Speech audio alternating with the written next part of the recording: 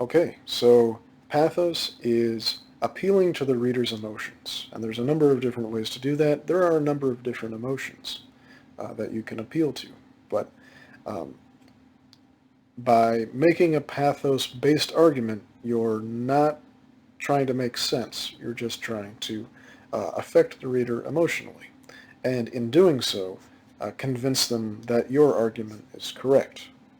That's a rhetorical strategy. The next appeal, and there are many, but we're only concentrating on three here, is ethos. And ethos is appealing to credibility. The essential idea behind ethos is if the reader thinks that you're credible, they're more likely to believe that your argument is correct. Kind of makes sense. So it's establishing your authority or your credibility to speak on a given issue. There are uh, there are two main ways to establish ethos. The first is to have credibility yourself, and the second is to essentially borrow someone else's ethos by quoting from them or otherwise associating your argument with someone else who has credibility. Here are a couple of examples. Uh, on the right-hand side, we've got a doctor, and if the author of a text is a doctor, a medical doctor, then you're more likely to believe the argument that's in that text if it's a medical argument. So wear more sunscreen, drink less red wine, whatever it is, you're more likely to believe it if the author is a doctor. However, if the author is not a doctor, but they quote from several studies from several different doctors, all of them with that medical degree, then that is an example of borrowing someone else's credibility in order to make your argument more credible.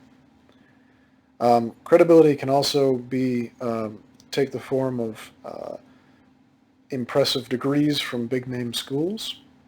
So if you've got those degrees from those schools with name recognition, then you have more credibility as an author or, again, as a source.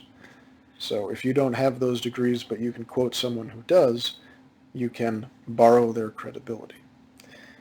And a less kind of academic example, one of my favorites, is the George Foreman grill.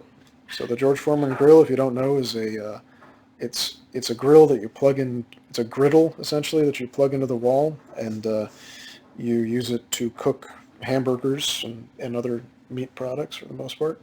But George Foreman is a heavyweight champion boxer, right? He's not an engineer. He's not a product designer or a chef or a nutritionist. He's a boxer. So to associate himself with that product is a form of the makers of the George Foreman grill borrowing his name and using his credibility to sell the grill. But I think it's a funny example because he has no connection to this grill, really, except that he probably eats a lot of protein because he's a boxer. So celebrity endorsements don't always make sense, but they are an example of establishing credibility by associating yourself with someone who has credibility. Again, in academics, we do that mostly through quotation and citation. So the use of sources. So credibility, or the ethos appeal, is yet another way to advance your argument. The third way, and the final way, is logos. And logos is appealing to logic. It's the most kind of tried and true method of making an academic argument, and the most effective, I would say. And that is essentially appealing to your audience's logical reasoning. If something makes sense to them, then they're more likely to believe that your argument is true. That's essentially what it boils down to.